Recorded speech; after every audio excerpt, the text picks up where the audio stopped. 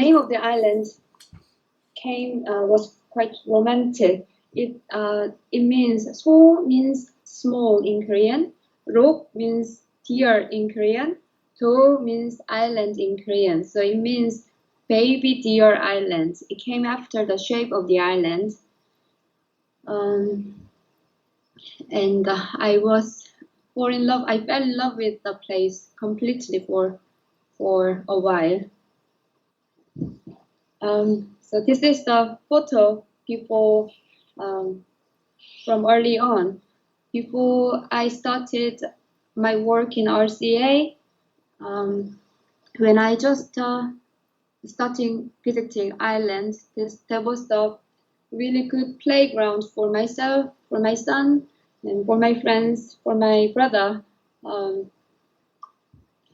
For a few years, this is on top. My brother, not my brother, my son used to love the football stadium. It's one of the few lone football stadium in Korea, and Sorokdo had one of the few. I don't know why. That place is for leprosy patients, and that place had a lone football stadium. And place itself had a lovely nature, surrounded by sea and rough, untouched nature, forest, and really old, ugly but beautiful trees, toned down buildings, not fancy at all. The buildings were 100 years old, many Japanese style. So I was really fascinated by the island. And I invited some of my friends too. Two of my friends are enjoying the island, and they really like the place as well. So they volunteered for the museum in the island. They translated every description into English, and they made an audiobook for them. And then slowly I started to visit hospital and neighborhood, and I was really drawn to everyone's story. When I spoke to the patients, each one's life was like movie story. So I thought my life was difficult and complicated and a lot of pain. And when I heard their story, most of them tried suicide. Most of them tortured horribly. Most of them didn't know about many common things. Many of them, they didn't have some body parts. And most of them, they tried to escape from the island by swimming across the sea when they were younger. So I felt, oh my God, my life is relatively easy. I should wake up and stop whining about myself. So I met many interesting people and built relationship with them. On top of the slide, so many of them, most of their lives are really tragic, but fascinating thing for me was they still had a love and humor inside of them. So religion was very important to them, and human connection, like connection to me, was very important to them as well. On top of this PPT, I want to mention about her. On top of this PPT in the middle, the woman who's reading the big book, she is actually reading a Bible, and I am very close to her. And so I included her in my thesis a lot. Her nickname is Elephant Granny, and because she doesn't have toes on both feet, she had to cut them off because of the disease. So she said, when I met her for the first time, she said, you should call me Elephant Granny. And I still keep in contact with her, and she's cool lady. So this is the people, my experience before I joined RCA. And when I joined RCA and MRes, I had to pick up my research topic, and I decided to make a project about them. Why? Because I was in love with those people, and I was in love with the place. And I thought it's really important to make a voice about them. It's not, they are not 10 or 20s, and most of them are dead. And the alive people are smiling, and they look like they are having okay life now. But they've been through really traumatic experience, and they are 6,000, 7,000 patients kept in the island. So I thought it's not something we should forget. And I felt really, personally, I felt really comfortable to myself as an observer, and make my work about them. And on the left, this is the photo of the neighborhood. So this is the residential area of the patients. And behind, there's a church. I don't think Alex can see, but there's a church behind. They have 5 or 6 churches in that small island. And I put this quotation from Foucault: "Death left is called tragic heaven and became their lyrical core of man, his invisible truth, his visible secret." And another thing is, we are entering the age of the infinite examination and of compulsory objectification. I don't remember why I put this quotation now, but maybe it's the quotation I liked at the time, and I thought maybe it's connected to my thesis. In my thesis, I included a lot of factual images, what happened in the island. On the left column, on top is really famous picture of that island when it opened. They were not allowed to have children, so they had to be separated. They were forced to be separated. So on the right line, their parents lining up, and on the left line, the children lining up, and they were allowed to look at each other with a distance once in a month. And on the bottom left is the quite a horrible photo. It's the dead body of fetus. So many people think this horrible thing happened because of Japan, but it's not really true. It continued until maybe 1990. It's only 35 years ago. So only until 35 years ago, male patients had to go vasectomy, and female patients, if they were found out pregnant, they had to go through abortion. So, and if you go to the doctor's room, they presented this dead body of fetus to scare them out. If you get pregnant, this will happen. So there's some. It made me think who to blame and why we like to have someone to blame. And on the right column, this is the photos I found from patients' flat when they were young, when they developed before they developed the disease, and when they were young with their mother. Is if without this disease, they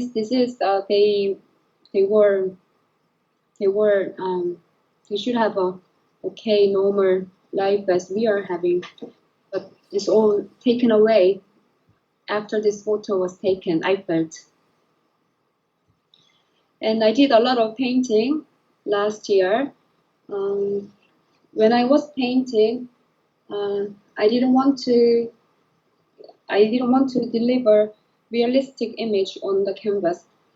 When I was in front of a canvas, I was imagining their stolen life, their dreaming life, their dreamland, their fantasy land, and I was imagining, maybe dreaming about my own stolen life or dreamland, and maybe I didn't think that way at that time, but I felt if I look back now, maybe I was trying to find. I wanted to find the overlapping area between myself and islanders, and when I felt there's overlap, I express them on the canvas. I interpret them as a flower people, and I saw them as a mythological figure, powerful figure, and I played their image on the canvas. And I did writing too with my poor English. I based on what happened in the island. I added my imagination on top of them, and I wrote fictional writing. I did 4 chapters. Chapter 1, Daughters of Their Daughters, is about mother and their children who had to be separated and who had to go abroad and have life, adopted and have life, and they were about to meet. And second was Finding Liver, is about amazing scientific breakthrough, which is a little bit boring, so I won't go through it. And chapter 3 is There Would Be No Tears If There Was No Sea Between Us. This title is actually taken from a writing from a patient, and I thought it was really romantic. I asked her where it came from, and she said she wrote this from a song, and when she was in the hospital before she cut her legs. So I thought it's really romantic sentence. And chapter 4 was that. So based on my personal experience with the patient, one of the patients, I was giving her a bath, and I was writing about my feeling through that experience. And that was, I was reading this just before this presentation, and I don't remember why I wrote it. But if you are interested, you can skim it through. This is just for making it look more serious at that time. And finished.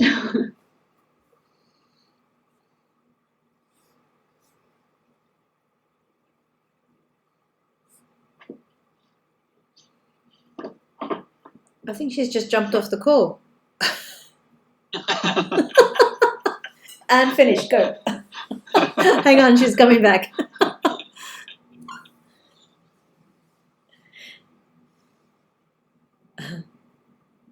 Maybe she didn't want to hear all the negative feedback.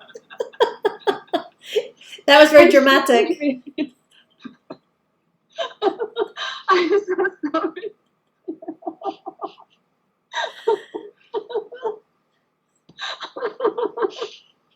I'm really sorry. I pushed the wrong button. Anyway, I'm happy to share with you my work.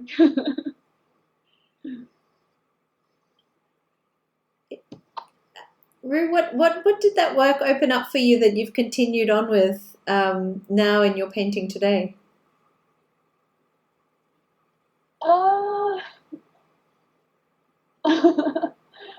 In fact, okay, so this project about the island, I really wanted to do something about it, but I don't know what to do. I applied once to Korean Art Council and I got rejected. The connection between the painting, the work last year and my painting these days, I'm not really sure, but I realized I need to have some some strong feeling inside of me, then I cannot imagine something. I cannot imagine something not relating to me. I need to feel something. I need to be really resonate with something, and then I can paint. That's the only connection I can make. I'm not working about the island people anymore for now, but I really hope I can do something about them or for them.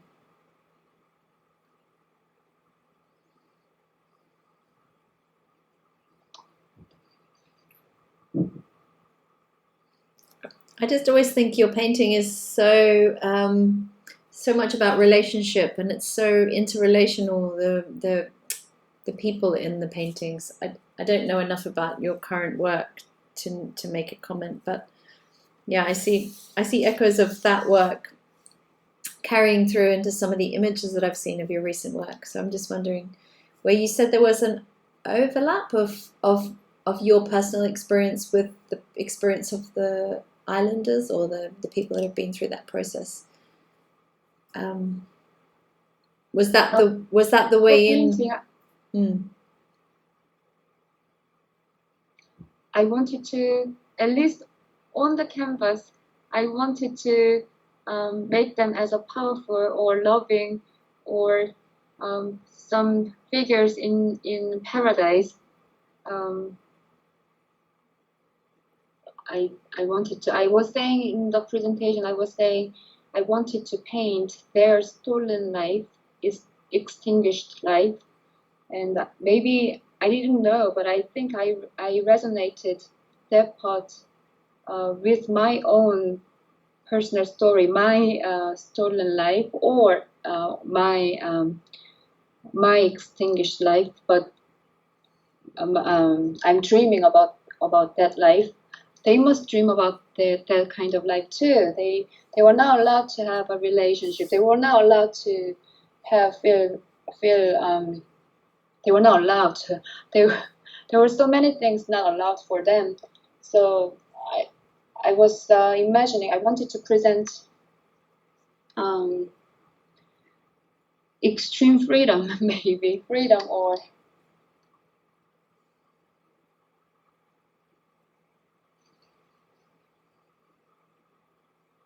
I really like the work a lot. As you know, I came to see it. Goodness, it must be nearly a year ago with Anya, when you were showing it in Battersea. And I think in terms of kind of, I don't know, sort of expressing or giving some life to disabled experience, I think it's really powerful. What do people on the island, such as the elephant granny, who you said you were very close to, do they have reflections on your work? Are they kind of interested? Are they proud, or do they get it? How do they feel about it? So I visited that island, the granny, last summer, and I showed some of my work to her, and yes, she said she doesn't want to look like a victim in any art piece. She was very happy. I'm trying to make you look like a goddess in the painting, and she was very happy to hear that.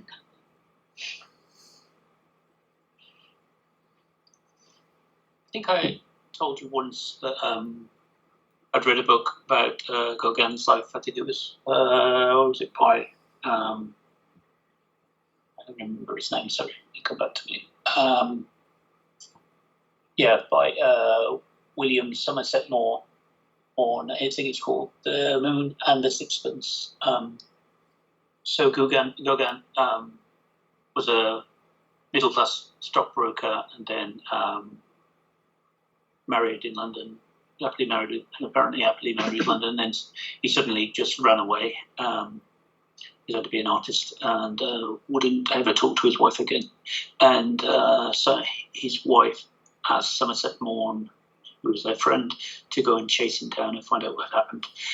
Anyway, he met only I think met up with Gauguin a few times, a couple times in Paris, and eventually he tracked him down to Haiti, where he eventually died on his second visit.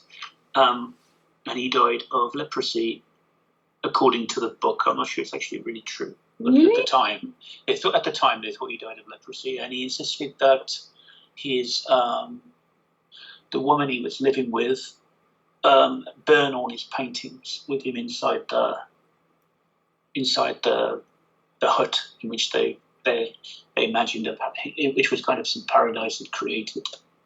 And it's odd when I look at your images; they remind me of those exact same paintings, and the colours and this creation of a paradise of some sort that he creates in these images. It reminds me of this. So anyway, I believe he probably didn't die of leprosy, but certainly in the book it says he died of leprosy, and I believe on the island they believed at the time he had leprosy when he committed suicide. Or actually, he didn't commit suicide; he died, and then he insisted that she burn all of his stuff. Oh, thanks for telling me that. I didn't know. I'm very sorry if you mentioned it to me. I didn't. We met one time. First time we ever met, and you mentioned your leprosy, and I said, but I couldn't remember who'd written the book. Oh, thank you. I will look for it. I don't know much about leprosy, but I remember from this. So, I put it in the chat. It's quite a nice little book. It's a very short little book. Did you nice say just because it just tells kind of about a friend. It's very much. It's not written in anything like a pretentious style. so? Who was the friend? It's Somerset Maugham. I didn't realise. But he tried to help. I mean, obviously his wife considered it. What the hell is going on? And so she asked him to go and find Gauguin and find out what was going on. Gauguin had a different name. I don't remember what Gauguin's actual real name was. And he traced him down a few times. Gauguin was really horrible to him. Wouldn't talk to him. And refused to go back home. And wanted nothing to do with him. So I think he managed to track him down to Haiti at the last point. Is it Tahiti? Tahiti, so I meant to say. Tahiti. Yeah. I think he went there twice, right? And on the last occasion he didn't. He stayed there. And that would be a decent gig, wouldn't it? If someone came along and asked you to track someone down to Tahiti. I'll take that.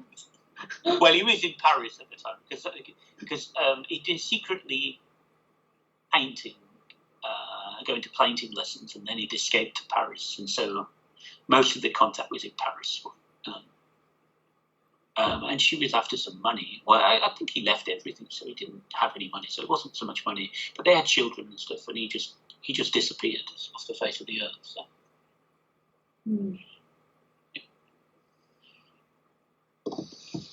I just thought it interesting because he obviously thought he got leprosy at some point. Whether he really had leprosy, I don't know. Probably syphilis. Yeah, I think that's what I read. I think afterwards that's probably what he had, and they misunderstood. But anyway, he kind of created this paradise and eventually died there. That sounds like a really cool book. What do you call it? The Moon and the... Moon and the... I put it in the chat, it's called The Moon and the Sixpence. It's a very thin little book. It's only probably 90 pages or something.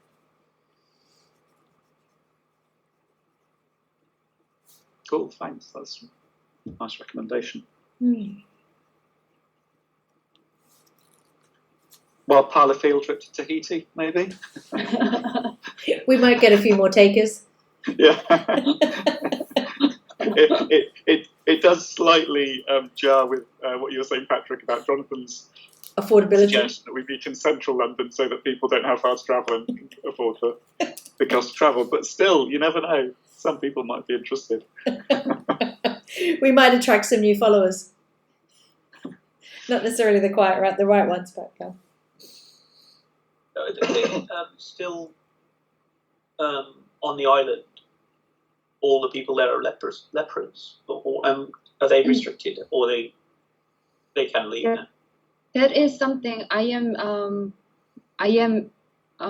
very interested, but it's with my short knowledge, I cannot develop my thinking. So that island, right now, there are only 2 to 5 patients who's been living there for a long time, since going through that trauma, going through that violence, everything. 2 to 5.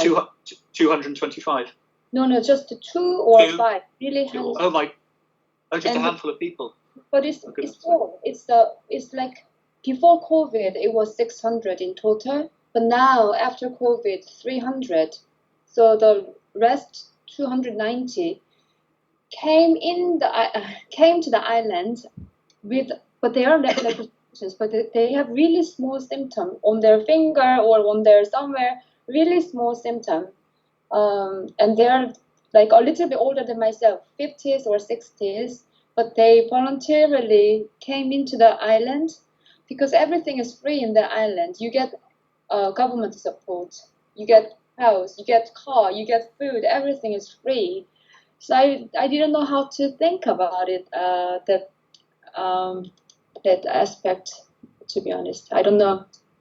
It was so that really local residents, they are all dead. Most of them are dead. Only 2 to 5 are surviving, and they one of them is elephant granny. And government is thinking about how to develop that place. One is the care house. One plan. One of the plan is making that whole island as a care house, and the other plan is making that island as Ibiza in Korea. Quite extreme options. Yes. I'm not, I will see how it goes. Why not both? Are they mutually exclusive?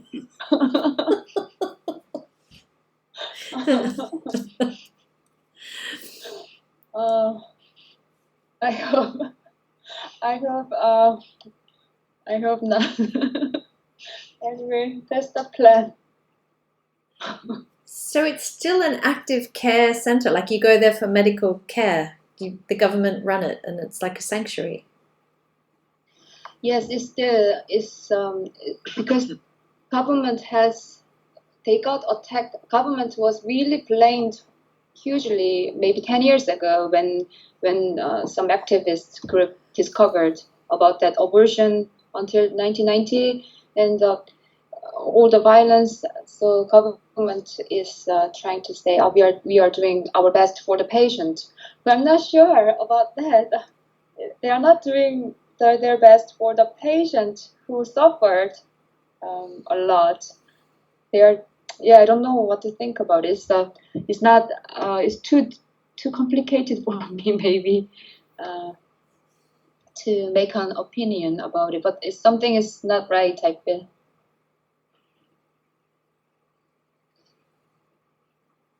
And that place is also a great place to preach your wrong morality as well for politicians, because that is quite unique place when, for example, when politician does something wrong and they say, okay, I go to the island and to volunteer work to bleach themselves.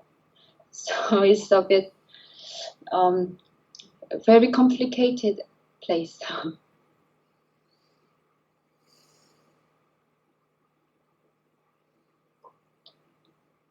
Wow. Maybe that's the lawn football stadium for.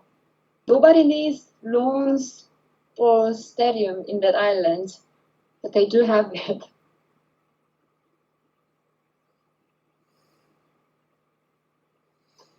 Adds another layer of complexity if the politicians are going there to absolve themselves of their sin.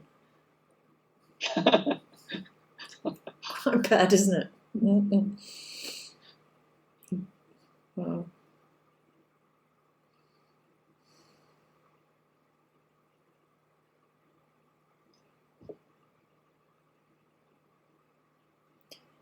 I don't know if are you there, Rue? Yes, I am.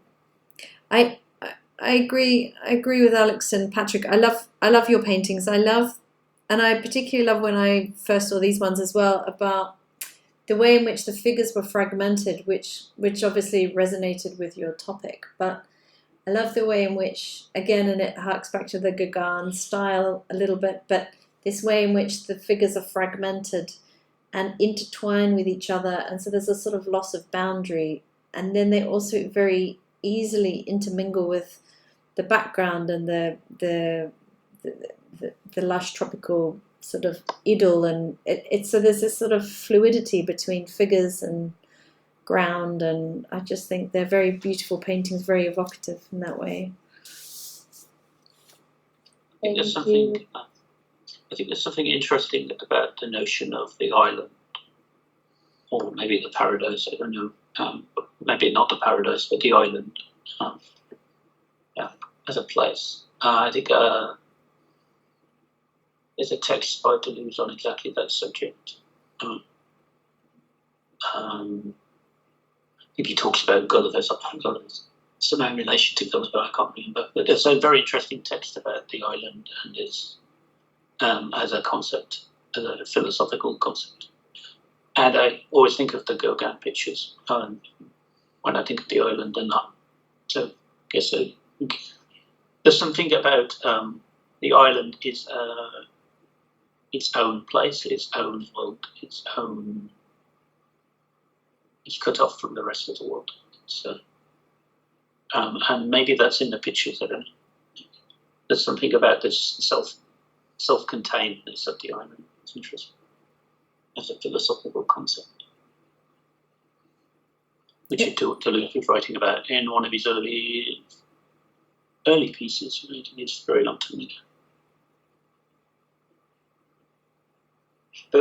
There's that photograph, which I think is so painful, of the children lining up on one side and the parents lining up on the other side. You can almost imagine that as, I presume that's happening on the island, but you can almost imagine that as the island facing the mainland as well.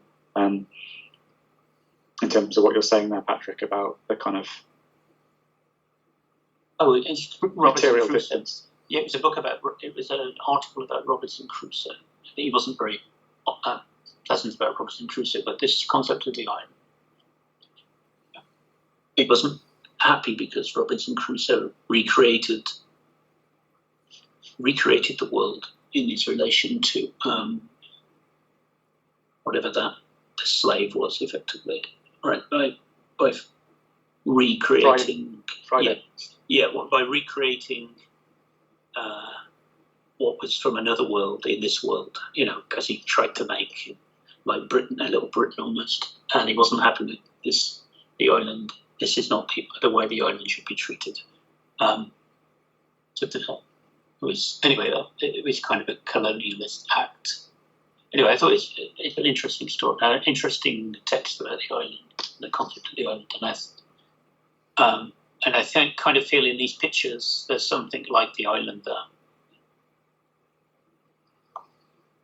And actually, just to sort of, I don't know, just I suppose where my mind's going, but in defence of Daniel Defoe, who I haven't read the Deleuze text, but Daniel Defoe, who wrote Robinson Crusoe in the sort of mid-18th century, was an orphan in London who grew up in impoverishment and had a really, really challenging life. And so there's kind of an element of Robinson Crusoe, which I think was his first novel and one of the first novels in the English tradition, in which he is escaping. And it's interesting that he kind of escapes to an island. He kind of dreams up that island as something to kind of run away to and to create his own paradise. But yeah, precisely as you sort of say, and Deleuze says, and the reason it's critiqued is he kind of recreates this kind of imperialist Protestant work ethic of kind of transforming the land into a kind of place of production, one could say. But there's this tension between paradise and the heaven and hell, you could say, which you kind of also point to as well. I think in your painting, there's something otherworldly about it. And when you see some of those pictures, it's hellish, but then those islanders themselves have to escape into their own island. It's the flower people that you create, which is their sort of heaven, I suppose. I have some flowing thoughts. So when you were talking about this photo of lining parents and children, I just remember the name of the place. The name of the place is in English, Sadness Sigh Ground.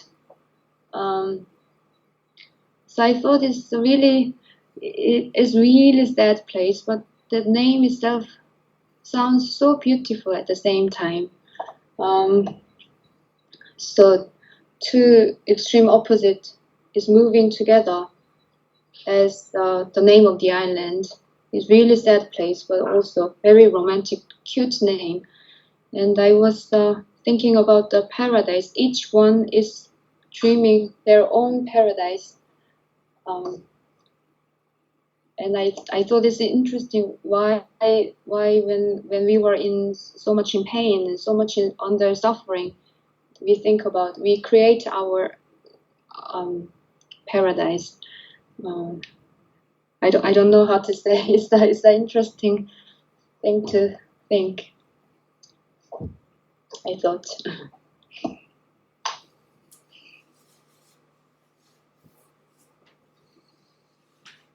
I was doing a little bit of research. I don't really remember that much about. I can't remember the name of the place. I think there's quite a few of these islands in Japan, but there was one. I was drawn to an image that I saw somewhere of the island, tiny little island off the coast of Japan. And on the island is an old steel factory and a hotel and lots of stuff, but the island's completely deserted. There's no one there anymore. It's in a time warp and slowly decaying, and there's nothing there. It's slowly decaying, and it's like some incredible time warp. And it's kind of interesting, again, to see. I wish I could find a bit. I won't try and find the picture because I think it'll take me ages. It'll take me longer to find. But this idea of a wilderness or a potential, what must have been a paradise at some point, floating in the ocean, in isolation, and no one can reach there, and it's left alone now, with the traces of the past. This can only happen in the island in a way, or maybe it can happen in the deep desert or something. But there's something very interesting about the way the island is isolated and therefore has no visitors or no means of access. I think that's quite an interesting consequence on one's existence. And of course, the island you describe is even more extreme than that. It's almost an island that people would be warned not to go to. Whatever. And it's interesting what happens when you create a completely insular place to the world or to people's life. As you said, they have no experience of many things. No, and our view of it versus your view inside it, looking out, would be so totally different. So you might think it's this paradise place that you can escape the world, but actually, if that's your only world, it's a pretty tough place to live looking back out.